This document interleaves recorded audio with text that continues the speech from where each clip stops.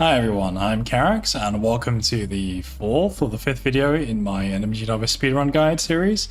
If you've missed out on Mission 1, Live Split, how to add speedrunner keybinds, I will put the playlist as always in the description, so make sure you try and check that out and watch the videos in order if you can. And with that being said, there's a lot to cover, so let's get started.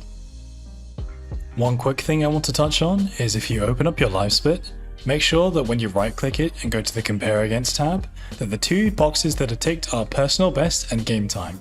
This is just so you get accurate comparisons on your Live Split if you've already started timing. So the first concept you have to kind of get to grips with is timing your inputs with the disappearance of the loading icon. In Alien, there's many situations where you'll be loading into the next mission or the next section within a mission, and you'll go into the black screen with a fade out, just like going into mission 2 here. And if you input your movement commands for Ripley when the loading icon disappears, often you can do stuff that you wouldn't be able to do if you just loaded the mission. So this trick only works if you're loading into mission 2 from mission 1. Don't worry if you're practicing, you don't have to boot up mission 1 and do it just to practice. You can still load up mission 2, but you'll lose 1 second. That's what this trick says. Basically, if you hold down W before the screen fades in, you put Ripley into her standard walking speed state. Normally when Ripley wears a spacesuit like she is now, she moves more slowly. So you basically skip that and you can move at normal walking speed for essentially 2 steps to pull one of the handles to take the suit off. Once you pull the handle, you can choose to go on the left or the right side. Your screen will fade to black, and this is just like the locker in my Mission 1 tutorial, the first locker. You'll actually gain control of Ripley a few or a split second before your camera fades in. So while you're doing that, you should hold S and then 180 and turn to run through the set of red doors. Once you're through the doors, bear right and then make a right turn when you're at the end of the corridor, and then run to the first vent where the fire explosion happens. Once you enter the vent, take 2 right turns, then when you come out of the vent, take an immediate left. You'll see a white coloured plank structure ahead of you. The game will automatically bring you down to a walk, shortly after which you'll fall down and take 28% scripted damage. Don't worry, this isn't a number that you have to memorize, but for the more detail oriented amongst you, that's the number. Once you finish the animation of falling down and picking yourself up, you'll be able to run again, and almost immediately you'll see a flare on your right. Now, flares are one of the most important items that you can loot in Novice. Firstly, you can use them straight away, unlike many other items that have to be crafted using components and scrap. Secondly, when you leave a flare near an NPC, provided you don't give them a reason to ignore it, like a noise trail for example, they lock onto it, and this is something good players really try and abuse in speedruns. We can use flares to do a riskier but quicker mission 6, where we drop 2 and then bring Steve down with a pistol. In mission 8, we can use a flare to make 2 hostile NPCs fight each other while we run past. We can use them in mission 10, in multiple places, in mission 17 to distract the alien while we board a tram, the list goes on.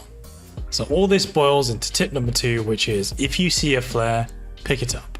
After you pass the flare, follow the route along to the left and you'll see a little tunnel that Ripley has to slide under. The tunnel actually begins where the grey metal bars stick out towards you, parallel to the floor, so you have to crouch quite early to slide under this tunnel smoothly. After you come out, head left and up this ramp, then follow the path around to the right. Straight ahead there should be an item of loot and a ladder. Now, one of the great things about NMG for most runners is that you have a lot of freedom to do what you want in this run, with gameplay and strats, particularly mission 10 onwards, and looting is no exception. If I loot something in this video, it's just a suggestion. If you want to loot more or loot less, that's completely up to you, but I suggest you follow these 2 basic principles, namely 1. Loot efficiently, and 2. Craft in downtime. As you move up the leaderboard, runners sacrifice item certainty by looting less, but at the opposite end of the spectrum, there are runners that loot way too much and slow themselves down. What I'd say is, if loot is along the main route of the speedrun, like here, next to this ladder that we're about to climb, then it's fair game. What I wouldn't recommend is picking up an item of loot that's in the opposite direction from where you need to be going, or something like that. Make your way up the ladder, you'll be heading right. There are 2 loot spots in this room. The first you'll see immediately in front of you as you climb off, and the second is to the right of the radio. Some objects of loot have bigger hitboxes, and you can actually loot them whilst you're still on the ladder. Ethanol, as you can see there, is actually the largest item of loot in the game, so it qualifies as one of those. Once you come out of the door, head straight ahead up the stairs, and then you're going to U-turn 180 degrees into the room to your left and grab the generator prompt from the side. If this is your first time practicing M2, it might be worth saving your game at the save station and just checking that you can do generators with mouse wheel quickly. If you can't, you probably haven't followed my setup guide properly. Most likely either the config file is set up incorrectly, remember you can just download it from the resources channel if you want, or if you go to your video settings, you might have VSync turned on. It should be off. Also, now is a good time to talk about FOV or field of view. If you've been thinking my game looks a little different from yours, it might be because the FOV is set to minimum by default, which is 47. If you want to increase your FOV, which I recommend, you have to drag the slider left until you find a value that you're comfortable with. So returning to the mission, once you've revved the generator 3 times with your mouse wheel, there's a short delay before the PC to your right turns on. Once you see the prompt, you can either E or mouse wheel to go into it, and then there's a short delay while you wait for the Savasta link bar to load. This animation will play on every PC, by the way. The line on this PC we need to hit is the bottom one that says Utility. When PC menuing, the quickest way to hit something on the bottom is to go up. So here you hit W from the first screen, and then double tap E or roll mouse wheel. And we're transitioning to live now, so let's say I mess up in this PC, and let's say theoretically I go down, roll my mouse wheel, and then Q out. Now if I immediately rev my mouse wheel, I'll often get a visual bug like this, where I can't actually see the screen. However, the inputs still work exactly the same. So here I can just press W, roll my mouse wheel, and you can see that the door opens. This is just something to bear in mind in case you go into the PC too quickly again after failing it. 180 once you use the PC and run through the now open door directly ahead of you. Continue straight ahead and you'll see a sparking wire. Basically, the wire has a tick rate, roughly every second or so. It alternates between on and off essentially. If you do get shocked, you take 21% damage. In low percent runs, we actually duck under the wire every single time because we can't heal or craft the entire run in low percent. Ducking under the wire is completely fine, it loses less than 2 seconds. So you can either duck under the wire if you don't want to take the risk of losing the HP, or you can run through it and 50-50 the damage. Immediately after you're past the wire, you'll see the medkit blueprint and 2 items of loot. Now blueprints are found in multiple missions all over the game, and almost every blueprint item can be used in NMG Novice in some way or another. There are upgrades to all blueprints, but the basic version 1 or V1 medkit here is the only one we grab in AM, basically just because the upgrade is too far out of the way. To build any item from a blueprint, you need the components and scrap. You can see the scrap cost in the bottom left. Medkits heal Ripley for 50%. Whenever you have a medkit equipped, you'll also see an indicator showing you what your HP will be after the heal. If you change your mind and want to cancel a heal, just let go of the key anytime before the animation completes. For speedrunning, there's 2 important things to know about blueprints. The first is menu cancelling. You can see here when I hit the craft item button, I get this window popping up saying item constructed. Whilst that text is on the screen and during its animation, Ripley is locked. I can't do anything. I can't move my camera, I can't craft, I can't run for about 2 to 3 seconds. However, if I hit Q as soon as I see that text on the screen, the entire interface disappears and I instantly get control back. Secondly, is that you can hotkey blueprints. By default, buttons 1 to 5 above the keyboard are reserved for the weapons that Ripley picks up, but 6 through 0 are free, and you can use these buttons as hotkeys. Alright now, so we're in game, and I'm currently holding down Q to keep the radio menu open. Even though you can see we don't have a medkit made, I can hotkey the blueprint by simply tapping the key of choice. So I'm going to pick 7, but it could be anything 6 through 0. And then let's make a medkit quickly and switch to a weapon. In this case, the flamethrower, but I could use the pistol, I could use the bolt gun, whatever you have. And if I hit the 7 key, you can see there in the bottom left that the medkit comes out. It doesn't matter which gun I'm holding or what I'm doing. I could be running, for example. Like this, the medkit will come out. And this is really, really useful in speedruns. Now don't hotkey anything right here. Remember those 2 loot principles I told you earlier? You want to craft in downtime, and that applies to hotkeying as well. There's plenty of downtime in this mission to manage your inventory anyway. Now let's say you forget to pick up this blueprint for whatever reason. Let's say you've missed the camera flick when you're running past it. It actually has a second spawn in this mission, and that's right next to where we use the maintenance jack as a weapon for the first time, when the guy is strangling Axel. I'll point this out to you again later when we reach it. Okay, I know that was a lot of information, but I hope it was useful. So continuing on, after the loot, go straight through the door ahead of you, then up the staircase on the right. Once you reach the top floor, the game will automatically bring you down to walking speed as the torrens flies by. Just continue straight ahead, then head down the staircase. Your goal is to go through this door ahead of you, but first you have to restore power. So once you're down the staircase, head left, and you'll see a flare on the table. You can grab this before or after the generator, it's up to you. Just like the first flare when Ripley falls down, this flare is guaranteed loot, so remember to always grab it. If you look down at the ground instead of up at the torrens, you can actually run for a bit further. This doesn't save any time because you end up walking eventually for the same amount of time. You're only delaying the walk, but some people do it just to make looting the flare slightly easier. If you're on controller or console, for example, you might want to give this a go if you struggle with looting whilst running. So continuing on, once you've cranked the gen, head back the way you came and into the room that's now open. There's an item of loot on top of the counter, then head around it, open the vent and get in. Follow the tunnel around to the left, and then after the second left turn, you can actually turn your camera to the right and open the vent panel early. Don't spam E on the prompt straight away. You see here I wait until I'm a bit further towards the ledge, so that I get out facing straight ahead. If you spam E or mouse wheel too soon, you'll be flung in a random direction, and then you'll have to adjust your camera so that you're facing the right way. Okay, so once you've climbed out, head straight ahead, activate the robot, and crouch down to enter the next crawl space. A common small mistake here is if you crouch too early or don't run right up against the top of the vent, often the robot will block you for a second like I'm showing on screen. To do it perfectly, you want to time your crouch just before entering the vent. Now, obviously at the top level, there's a lot that goes into a quick mission 2 time, and little things like crouching at the robot perfectly definitely factor into it.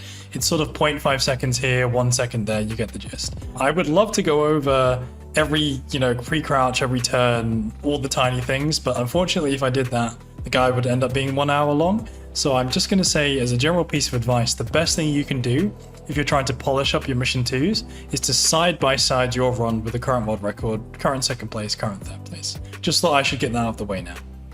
Alright, so head straight ahead in the vent system, then turn right as soon as you can, and then make an immediate left. You'll see this structure ahead of you. You can actually run straight onto it and the game will automatically duck you underneath. And shortly afterwards, you'll see Axel for the first time. Now there is RNG to Axel. In the best iteration, he runs as soon as the light drops, as you can see on screen here, but he actually has a variety of different patterns that are slower. If you look at the bottom example, which is the slowest Axel you can get, you can see you lose just over 3 seconds as compared to the fastest Axel, which is in the top left. Now, fast Axel is the kind of thing where if you ask 5 different runners, you'll get 5 different answers. I've seen people flick their camera as soon as the light drops. I've seen some people keep their camera fixed. I've seen some people wiggle their camera. I'm not going to advocate for a particular strategy because I've seen all of them fail on occasion. So just know that Axel is the first kind of RNG event in the run, and the second one is right at the end. So pretty much from here on out, it's all movement, which is nice. So continuing on, head left after Axel, and then you're heading for the white door on the opposite right hand side of the big room. Once you head through the white door, there'll be a generator on the right hand side. Crank it, then run back the way you came and head up the stairs. I just wanted to interject quickly and mention that for the past few minutes and for the next few, you might hear some creaking and rumbling in the vents. This is actually the director AI moving Steve around you, but it locks him in the vents. He cannot drop. Once you're through the door at the top of the stairs, you'll see a save station on your right. And a run would never take this save, but if this is your first time learning NMG or you're playing along with the guide, I highly recommend that you take this save now for 2 reasons. One, there's a movement related trick coming up that you might just want to practice now, and secondly, because this is a very useful custom save to have. And custom saves are best made in pairs because of the way that current and previous save works in Alien. Take this save now, and we'll come back to this later. Alright, so continue through the white door past the save station, then turn right, head straight ahead and through the next white door. Then in the left hand corner there's a vent you can enter, head up the ladder, make 2 left turns, and you'll drop down for the jack grab. Now whenever Ripley falls down from the ceiling like this, there's a mechanic called peak cancelling, which you should be aware of. If you drop without peeking, you'll see Ripley do this animation where she sort of sinks into the floor and then rises back up to be able to run again. Ripley will also grunt as she hits the ground. To avoid this time loss, simply peek in a direction, it doesn't matter which direction, as you drop from the vent until you hit the floor. So when I talk about peak cancelling a drop at any future point in the guide, that's what I mean. Now, for the reasons I've just mentioned, normally you should be cancelling every event. But this is the one event where you actually have a choice because we're grabbing something instead of running on. So you can either peek cancel, drop, and then move your camera to the right to grab the jack once you land. Or you can deliberately not peek cancel, and as you're flying through the air to hit the floor, you turn your camera to the right and try and grab the jack by the time you hit the ground. As you can see on screen, both strats are pretty much identical in speed when they're executed properly. As I said before, there's a save station right around the corner, so you can practice this for a couple minutes until you find something you're comfortable with. Alright, so once you've hit the prompt for the jack, an animation will play, after which you want to take off the brace to your right. Now once you begin this minigame here, you'll be locked in place while the animation completes. Most people realize this even in a casual playthrough, but the second important thing is that input commands won't register until the animation completes. You often see new runners here being annoyed or confused as to why they're not moving because they've held down Shift W too early. You want to wait till Ripley puts the brace on the floor and then go. Once you're done, head back the way you came, down the stairs, and hit the brace prompt. Which brings us onto the topic of cutscene skipping. As I mentioned in the Mission 1 video, space and enter can be used interchangeably in Alien. So anytime there's a cutscene or a minigame, you can use space in lieu of enter, or vice versa. Luckily, there's a really nice quality of life trick here you can do to skip cutscenes perfectly every time. Instead of trying to time your spacebar press with when the cutscene has started, you can instead hold down space as the screen fades to black and simply roll your mouse wheel. Congrats, you never have to think about cutscene skipping ever again. Right, the game will flip you around to face Axel. When you come out of the cutscene, you want to 180 and remove the brace. You'll be able to run for a few steps and then the game will bring you down to a forced walk. Keep heading straight, don't even turn to look at the humans on the right, you're just losing time. You want to get ahead of them as soon as possible and all the way to the elevator at the end. The reason you want to get past the humans is because there's an invisible trigger on the ground, somewhere in between this lamp and this line, and Axel actually starts moonwalking, it's quite funny, away from the humans and walking towards the elevator. So you must get past the humans if you want to be as quick as possible. So just continue past the light, go all the way up against the elevator and wait for Axel. This is a good chunk of downtime, I spoke about downtime earlier. You can use this time to hotkey your flare and your medkit. Now, a really common mistake here I see is players trying to get into the elevator before Axel. Ripley has this effect on neutral NPCs where if you get into their trajectory, you can actually push them one way or another. And sometimes this is beneficial to the speedrun, but right now it's not. Axel already takes the most efficient pathway to this elevator. If you go in ahead of him ever so often, he'll do these weird turns and it'll take him longer to get to where he's supposed to be. So just wait till you see Axel walking into the elevator before you go.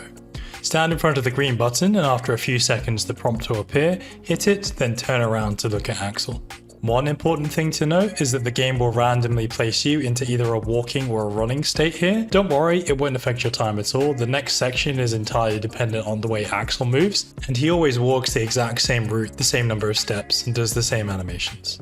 Once the doors open, continue forward. There's an item of loot on the box to your left. And continue straight ahead. You want to basically round the corridor so that the humans come walking by from the left. It doesn't matter where you hide here. All you have to do is just wait, not get seen, and Axel will eventually open the vent and lead you into his hideout. Again, this is the last time I'm going to bring up hotkeying, but Axel will stop periodically in the vents ahead of you, so you have plenty of time to hotkey an item if you've forgotten. Now there are a couple of small time losses you can incur here if you don't know exactly what to do.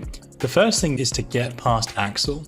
If you don't do this, Axel will walk forward a few steps and then turn around and block your way. It's not the end of the world if he blocks you here, don't worry, it's less than a second time loss, but it's very easy to run past him, so I suggest that you try and do it every time. Now you see me picking up some items of loot here, I'll cover this in just a second, but the important thing is that after I've looted I go immediately back to Axel, and you see he does these two 180-degree turns and then starts walking towards me. For him to start walking towards us like this, we actually have to be close enough to him. There's an invisible line on the floor around here. Make sure that if you are going to do any looting, that you pick up everything you need and get back inside this trigger point before Axel completes that second turn. You see here in this clip, if I exceed the trigger and just run all the way past Axel and sort of chill by the save station at the end, he turns around, but he doesn't move. On the topic of looting here, there are 3 loot spots and a pair of guaranteed flashlight batteries. The first loot spot is on the right on top of this box, the second is on the mattress, and the third is directly in front of the flashlight batteries. Now, because the game doesn't expect you to run past Axel as soon as you exit the vent, there's like a little speedrunner's joke here. You can loot the flashlight batteries and then immediately hold down your flashlight key, in my case it's F, and load them in without having to even do the tutorial on the flashlight. This does absolutely nothing, but hey, it's the little things, right? By the way, if you find the looting a bit too time pressured as soon as you climb out the vent, you can just do the Axel stuff and then loot when Axel's opening the next vent. You have more than enough time. Now remember I alluded to that pushing NPC mechanic earlier at the elevator? Well, it comes into play here. You see Axel's normal route is to take sort of a 2 right angle path around this mattress. Well, if you're very careful, you can gently nudge him to the right so that he walks more directly over the mattress. There's lots of different ways you can quote unquote nudge him. You see here Andrejka chills by the mattress, and then when he gets close enough to Ripley, Axel will move. Shirako pulls him a bit more aggressively over to the right. Do whatever works for you, or don't do it at all. You know, this is only a 0.5 second time save. Like I said, you need to do this carefully. If you just shunt Axel all the way into the wall, you'll take these weird detours and you'll lose time over just like leaving him alone and doing nothing. So don't lose your mind over getting this trick, it's not necessary by any means. Also, I'm starting to go down the rabbit hole again, which I said I wouldn't do with tiny time saves in mission 2, so let's continue.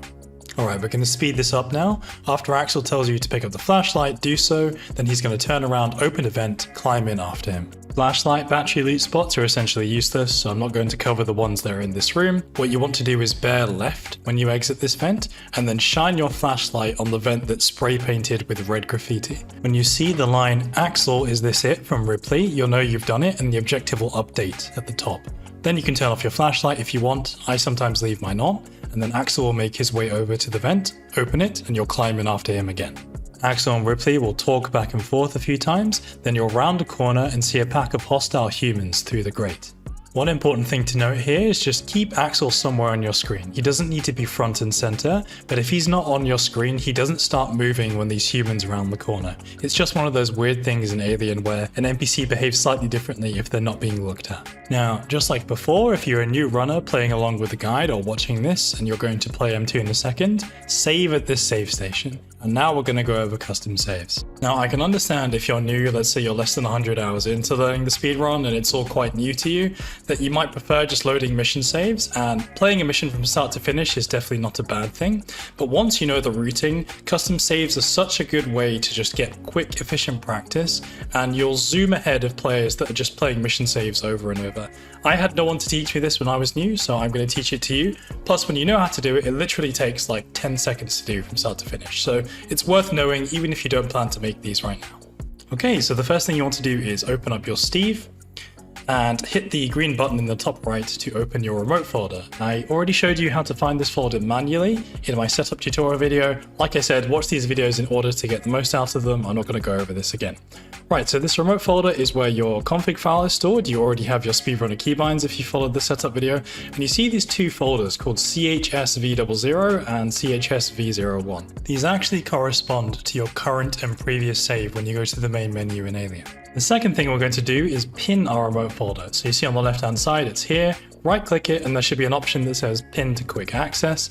Because every time you insert a custom save or a pair of custom saves into your Alien, you're going to have to paste them into the remote folder.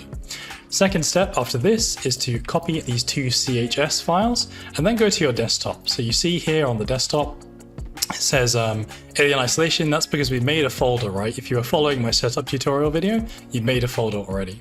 Make a new folder in this called Novice, and then you can see I've already made a folder called M2. So I'm going to call this, let's say, Flare Throw, which is the trick coming up in a second, and Jack Grab. That was the save that we made previously. Then I'm going to paste these files into them. Anytime I want to load these 2 files into my Alien, all I do is copy them again and paste them into a remote folder. And it's that easy. In addition to being a really useful custom save, I actually recommend this as a safety save, especially when you're new to the run. The trick coming up is very simple, but if you mess it up, Axel often dies. Axel has 1 HP, and if he dies, you are going all the way back to the start of the mission. And so that's why I really recommend pretty much after mission 1 saving at least once per mission.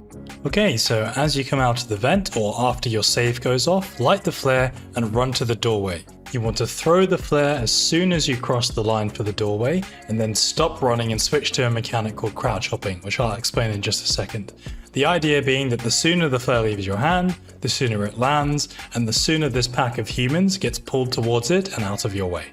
Now, walking in Alien makes footsteps. When an NPC is dropped or nearby, they will hear you walk. It's Novice, so the hearing ranges are pretty small, but they still hear you when you walk. So when we need to be completely silent, we use this mechanic called crouch hopping, and it looks like this kind of bobbing movement. What we're doing is we're holding down W and tapping crouch maybe every half second or so. You're basically sitting in the bottom half of the movement, slightly slower than full walking, but quicker than full crouching. When runners rip here, it's typically two reasons. Either the flare throw was bad, you want the flare to go into the right hand quadrant of the room. It's okay, by the way, if it goes deep into that far room, the humans will still run to it. But the second reason, and probably the more common one, is just greed. So there's a loot spot here just as you round the corner.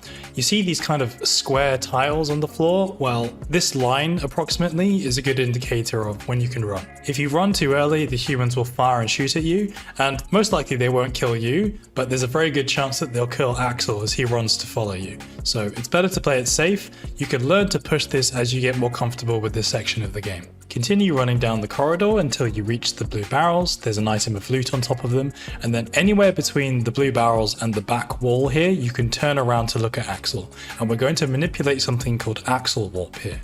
Axel will come running through behind you. You see there's a beam of light close to you, not the beam of light in the main room. This beam of light close to you will light up his head. When his head is lit up, that's your cue to run. Head through the white door ahead of you, and what I do now is I look down at the dialogue exchange. Axel will always say "nice work Ripley" this way. If Ripley replies and says "how much further," then you know you're going to get Axel warp. Right, final loot spot in the mission is on top of these boxes. Also, this is the wall I was talking about earlier where the medkit spawns. Just head down the corridor and then run Ripley into this white door, and Axel should blink behind you. So just to show a clip of Axel warp failing quickly, most of the time it's something like this, where Axel rounds the corner and he gets lit up in the outside beam, but people don't wait until his head is actually shining in the light. Also, you notice that the dialogue doesn't continue like before. Axel is just monologuing and Ripley's not talking back to him. If you do mess up Axel warp, what you have to do is stand in front of this doorway like I am now. This will cost you a decent chunk of time, I think it's about 30 seconds give or take, but eventually if you stand in front of this door for long enough, Axel will warp the same as before. You'll see an objective at the top of your screen telling you to run around and hit the two-man switch from the other side. Do so, and then run immediately back to where you were and hit the human who's strangling Axel. After you swing the wrench, this gunshot cutscene will play, and there's one small thing here. When you get control back, you might want to look ahead for a second. If you spin your camera too quickly to the right, sometimes you can freeze Axel in place, and then his behavior becomes unpredictable and you can actually lose time. So most runners, when they get control back from this cutscene, will just look ahead for a second, and then turn to the right and run. After Axel starts running, simply follow him into his death cutscene, skip it, and then run all the way to the end to hit the tram. When you hit this tram button, the alien actually becomes active, so it's very important that you don't run or make excess noise here. Secondly, this is also like a 50-second break till you have to board the tram, and then there's a loading screen, so if you want to take this as a bathroom break or to grab snacks or whatever, now's a good time. Thirdly, you might have noticed that I haven't told you what to put your loot items into as far as blueprints go. That's because we're basically saving all of our loot to make an explosive for Mission 7. I'll cover that in a later video. All you have to do is wait for the tram to arrive, hit the prompt, then the screen will fade to black for the mission end. Which brings us to the end of the video. So I hope you enjoyed. I threw a lot of information into this one. Mission 2 typically takes about 15 minutes, give or take. So I knew this was going to be a longer video anyway. If you made it to the end, and especially if you watched the whole thing, thank you so much. I really appreciate it. And I hope it helped, you know. Leave a like if you enjoyed. Please leave me a comment as well if you have any constructive feedback for me, or just if you enjoyed the video. And I will see you, I guess, on Twitch. I'll put my link in the description, or I will see you in the next video. So I hope you guys have a wonderful rest of your day, morning, evening, afternoon, wherever you are, and see you later.